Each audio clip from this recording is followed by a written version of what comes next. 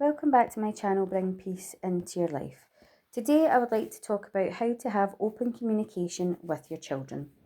Communication is the bridge that connects our hearts to our children's hearts. When we build that bridge with love, patience and presence, we create a safe space where they feel seen, heard and understood. Open communication is not just about talking, it is about communicating and connecting. It is about teaching them that their voice matters, their feelings are valid, and that no matter what happens, they can always come home to you. Create a sanctuary of safety. First, we must create an environment where our children feel completely safe to express themselves. Many times, children hold back because they fear being judged, criticised, or told that their feelings are wrong.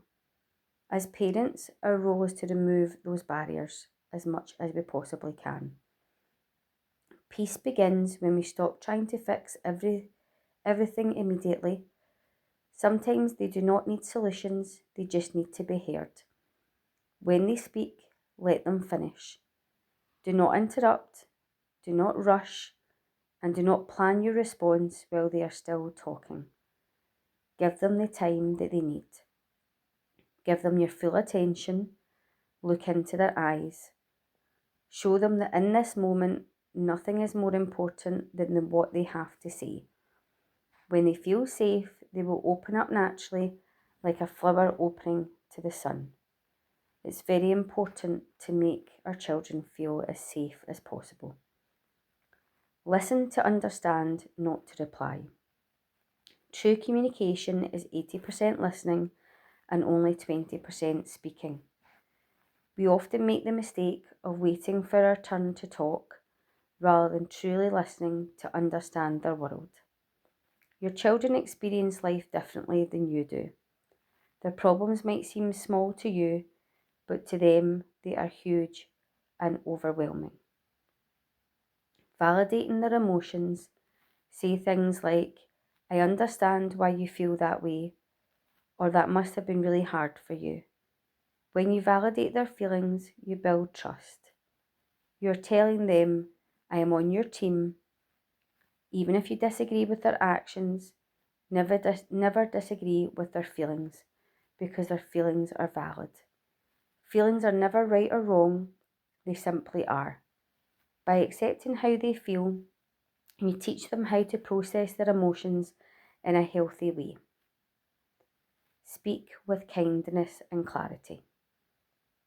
Just as we must listen well, we must also speak well. The words we use become the inner voice our children carry with them for the rest of their lives. So speak with kindness, but also speak with honesty. Open communication means being able to say difficult things in a gentle way. Instead of shouting commands or using harsh language, explain your reasons. Help them understand the why behind your guidance.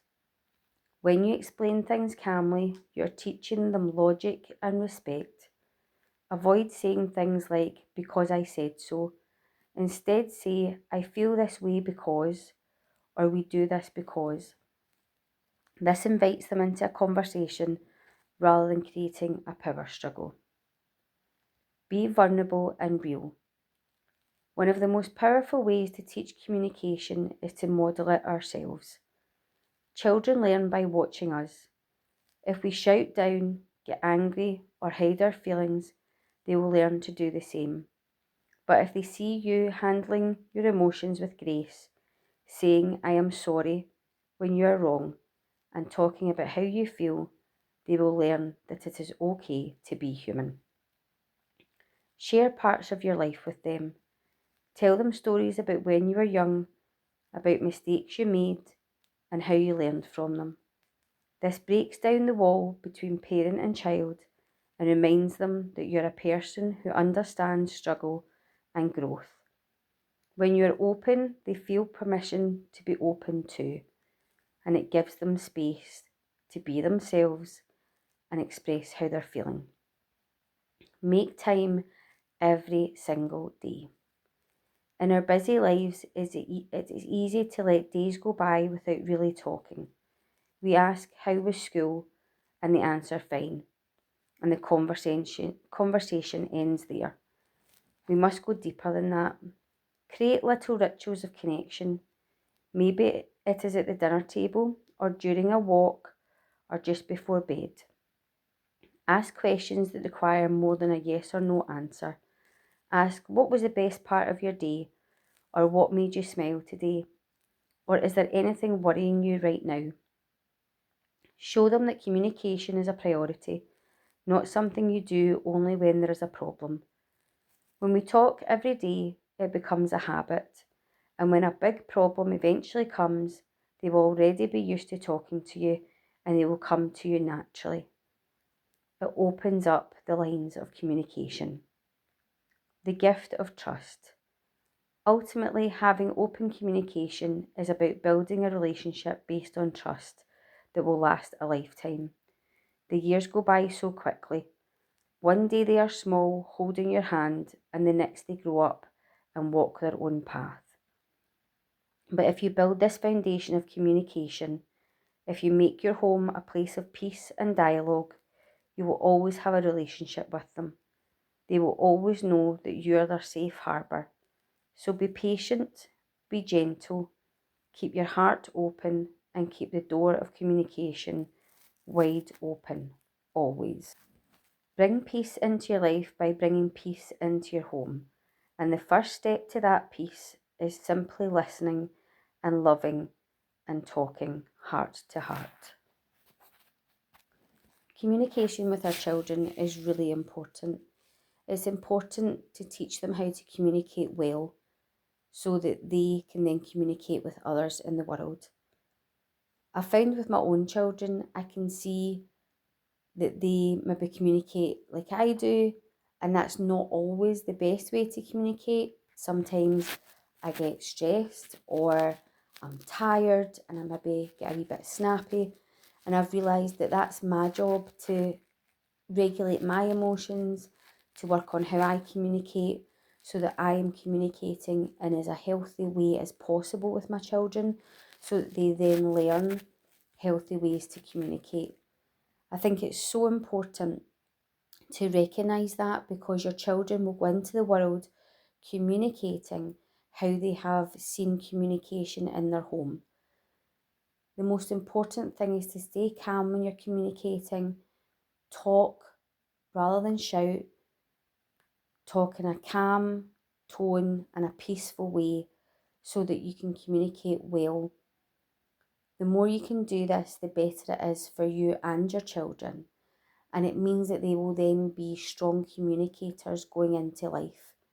And if anything does happen, they're upset, they're struggling, they'll be able to come to you and open up to you, and you'll be able to have those communications and those conversations, even if they're difficult topics. I've always told my children that if you don't talk to mummy, if you don't tell mummy what's happening, I can't help you fix it. But if you talk to me, we'll talk about what's going on, we'll discuss it, we'll explore what's happened, and mummy can help you to solve any problem that comes up. And I try to strive as much as possible to continue communicating that to my children and making sure that they know that they can talk to me. Different children have different personalities, and even just in my two boys, I can see how different they are and how they communicate their feelings and how they choose to communicate their feelings and when. So my oldest child is a lot more reserved. He doesn't talk that much about his feelings, but if he is struggling, he will tell me. My youngest keeps a lot to himself, keeps a lot in, and then all of a sudden it will come out. And he will communicate with me, but he holds a lot. And we're working on that at the moment, on not holding so much and talking and opening up about how he feels so that he's not holding that inside. So every child is different, and you will see that in your children, how they communicate and what you may need to work on with each child. But if you look at the the things that I've talked about in this video, about being open, about listening, about not rushing them, about listening to understand and not listening to respond.